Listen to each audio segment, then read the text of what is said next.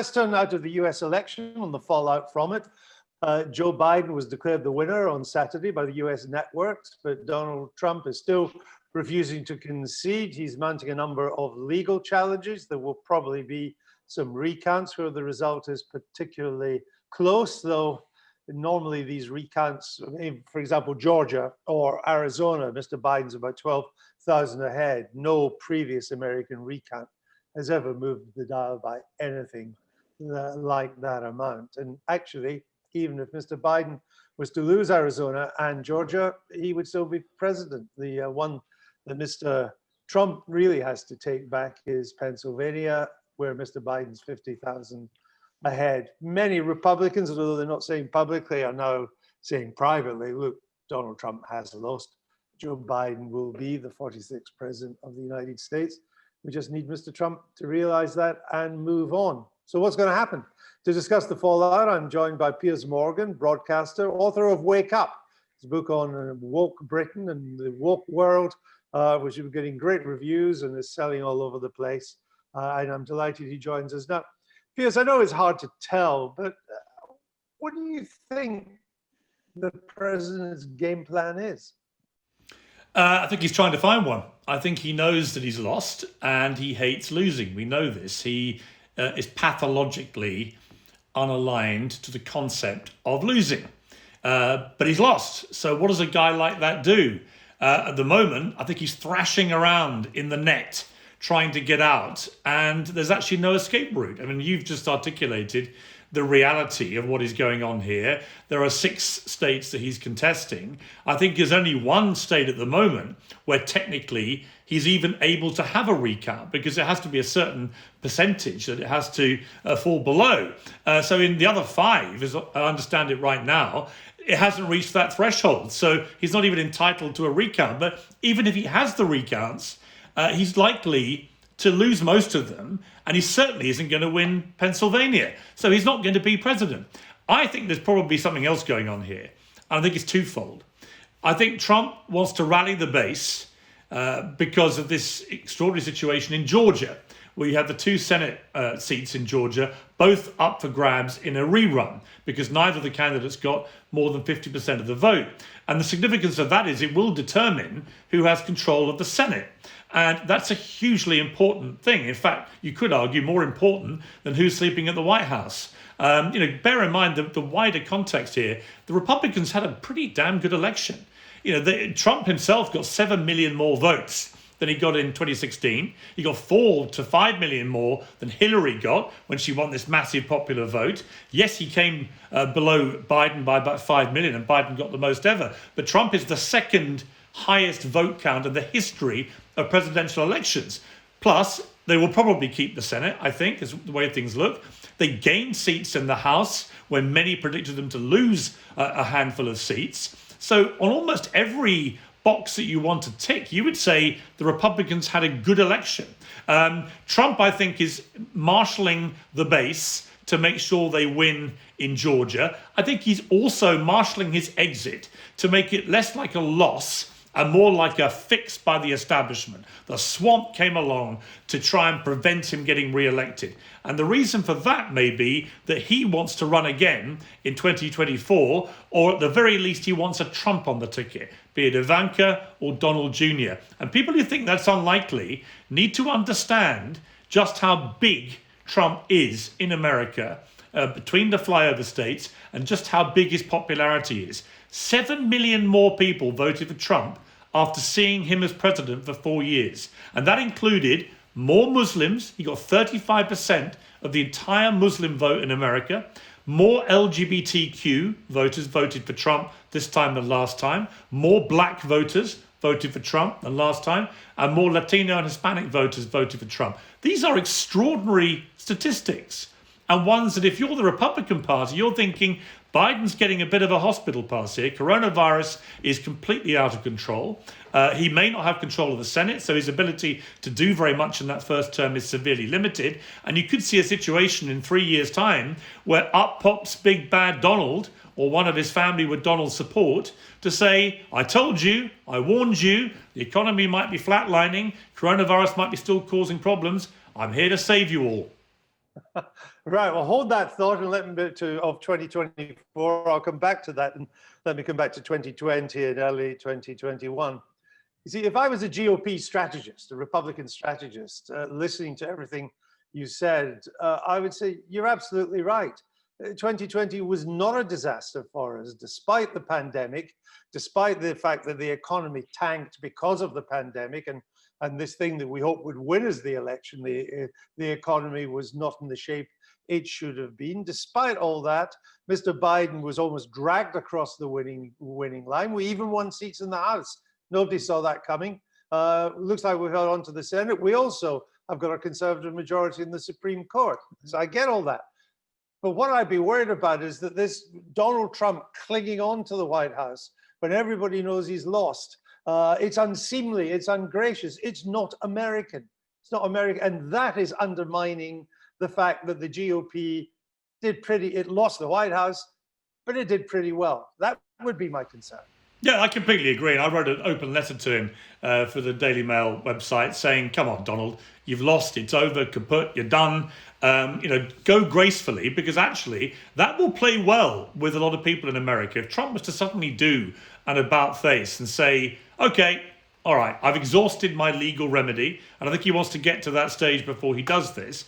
I've exhausted my legal remedy. I accept I've lost. I don't agree, but I accept I've lost. If he does that, that would actually go a long way, I think, to, especially with independents, thinking, yeah, okay, he's maybe not such a bad beast after all. It's whether Trump has that in him.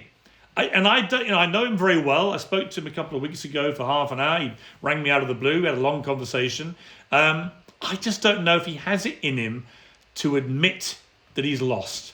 And if he doesn't do that, and say for argument's sake he snubs the inauguration and doesn't turn up and goes out as the biggest loser and a really sore, bad loser, I think ultimately the damage is to him. It won't be to the democratic process, because the democratic process will go past Trump. Past when the Electoral College finally gets its act together in the second week of December. That's it. There's nothing more Trump can do. And if he has to be removed forcefully by Secret Service from the White House, that is what will happen. So he can huff and puff and try and blow the house down, but the house is not going to get blown down. Joe Biden, come January 21st, will be president. And I want to ask you about what you make of Mr. Biden so far. But before I do, let's just finish off on the Trump side of things and looking forward. I mean, I don't know if Mr. Trump thinks he can run again. I think that will partly be determined by the manner of his departure, or whether some of the family is. I mean, Donald Jr. seems to be almost as big a fantasist as his father when it comes to, I mean, I was looking at the downright lies he told about turnout in Wisconsin, saying it was up at 85%. That was just a lie. What he had done was take the turnout as a percentage of registered voters, not as what had been done in his 2016 figures as a percentage of eligible voters. You do that and turn up in Wisconsin's up about 5 points, which is par for the course in an election which saw a good turnout. But it does seem to me, if you were looking at the future of the Republican Party, that even if Mr. Trump has gone, even if he's not a player for the next election, there is a Trumpian element that remains to the Republican Party that they really need. They are now more the party of blue-collar workers than country club Republicans. They are in some ways more a party of big government than the Reagan limited government conservatism of the West Coast. What he's done will continue to be a major element in the Republican Party, whoever the candidate is in 2024. And also, of course, who is the biggest driver of TV ratings and newspaper circulations in America right now? It's Donald J. Trump. The media needs Trump, even as they tell us how much they hate Trump. They've conspired against him, with the exception of Fox News, for 4 years. And yet he's still got 7 million more voters. Trump bashing has been very lucrative for the media in America, and it's been very helpful to Trump in rallying his base and getting people to position him as a kind of Robin Hood figure, standing up against the establishment. So it's very hard to see. If you're the Republican Party, you're thinking, okay, we can steer well away from this. We can ignore Trump. We can park him into a corner where he shouts and rants on TV all day. But actually, he's got huge popularity. He's just had the second biggest vote in American presidential history. And he's got this whole built-in first family, all of whom will be gagging to be president if he doesn't want to be. I genuinely think Trump is going to say, when he finally concedes, if he concedes, but when he has to leave the White House, that he's going to run in 2024, and he'll basically spend the next 4 years being Donald Trump. And the media will have to ask themselves a difficult question. Are we going to go on the Trump train like we've done for the last 4 years because we know it boosts our ratings and circulation? Or are we going to go for a more boring Republican alternative? And I think it's going to be a very interesting test for the media, because in a way they've all been in this abusive marriage and they all need each other. You mentioned the media, which I want to ask you about that before I will, with a final question come to Joe Biden. If it wasn't for Fox, and we all know the weaknesses and the problems and sometimes outrageous behavior of Fox, if it wasn't for Fox, America would essentially be a one-party state when it comes to media now. It would be a left-wing one-party state. All the other networks, all the major newspapers, with the exception of the Wall Street Journal, which is the same ownership as Fox, are pretty much Democrat and on the left of the Democrat Party. Don't you get a feeling it's now kind of off the reservation, the way it's behaving? Some of the things that anchor men and women are saying are just, impartiality is just entirely gone out the window. This CNN anchor describing Mr. Trump as a sort of an obese turtle on his back, flying around. Somebody else crying because Joe Biden has won, crying with joy that he is one pulling away from things now because they don't like what's being said. I mean, I mean, for someone who was brought up in America on the CBS of Walter Cronkite and the NBC of John Chancellor and so on and all that, it just seems incredible to me, Piers. Well, as somebody who worked at CNN for 4 years, it seems pretty incredible to me when I watch CNN. And funny enough, where was the real authority and power in CNN's coverage in that final election week? It came from the completely impartial anchors like Wolf Blitzer, John King, the people who do not actually fall into that trap of revealing their personal opinions. We actually turn to them for what we deem to be genuinely impartial, accurate, up-to-date information, not the partisan ones like Anderson Cooper, who, by calling Trump this, bloated orange turtle, whatever, made it crystal clear, as he has done for 4 years, that he hates Trump and wants him out of office. But once an anchor does that, then CNN can no longer profess to be an impartial network. It's a network that has a lot of very partisan anchors now. And that's a commercial decision that's made them tons of money, but it's not the CNN that I worked at. And I think the big question going forward is, where do Americans go for genuinely impartial news coverage? And the answer is, there's nowhere. There's no newspaper that is impartial, particularly. There's no TV network, which I think you could categorize now as being completely impartial. It's almost completely liberal skewed. In a way, I'm pleased there is Fox News. At least it gives some counterbalance to the 90% liberal skewed media. So it's a problem for America. It's a problem for their democratic system. The American people have nowhere to go now where they can genuinely believe they're getting completely impartial news as it happens. Piers, final question. Joe Biden.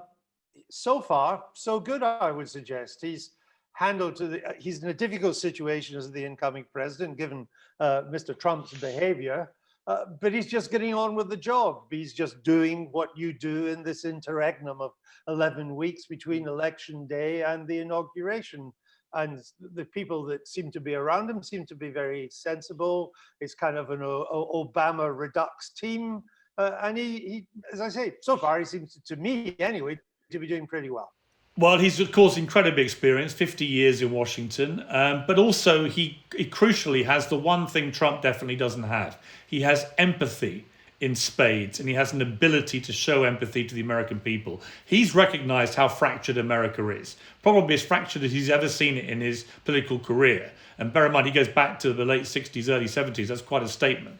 I've only had one dealing with Joe Biden, but it showed me the kind of man he is. I wrote a column about his son, Beau, when he died of brain cancer in his mid-40s about 6 years ago. And he was then Vice President Joe Biden. He rang me out of the blue to thank me for the column. And I knew Beau quite well. I'd met Jill Biden, Joe's wife, and we had a chat about that. But then I asked him, as a father of four, I said, you've now had to bury your first wife and your baby daughter, who were killed in a car crash when you were just turning senator, aged 30. Your 2 boys survived, and one of those boys has now died too. I can't imagine losing a child. How have you dealt with this? And he just told me a little story that said an awful lot about Joe Biden. He said, his father, after his wife and baby girl died, sent him a framed cartoon of Hagar the Horrible. And it was in 2 parts. And in the first part, Hagar was in a stormy ocean, trapped on a rock, his ship floundering, with thunder and lightning. And he raised his trident to the skies and said to the gods, and said, "Why me?" And the second half had the gods shouting back, or God, as Joe put it, shouting back, "Well, why not? Why not you?" And it was his father's way of telling him, you can't rationalize tragedy, and you can't let it crush you by trying to rationalize it. You just have to accept bad stuff's going to happen. And I think the terrible double tragedy he's endured in his life has given Joe Biden a genuine, deep-rooted empathy. And right now, America is reeling from the worst coronavirus death toll in the world, rocketing case numbers now in almost every state. It's reeling from the fallout of the appalling killing of George Floyd and the protests in which Trump singularly failed to calm things. He just poured fuel on the fire. And I think Biden is very cleverly positioning himself as the nation's healer. It's easier said than done, but it's good to see somebody saying it from the presidential pulpit. Good story to go out on, Piers. Piers Morgan, a joy to have you on Spectator TV. Thank you for your time. We'll let you go now. We know just how busy you are. Piers Morgan. There, get his book, Wake Thanks, Up. Or it's a great insight into all things woke. And it's a perfect stocking filler for Christmas. Thanks, Andrew. All the best.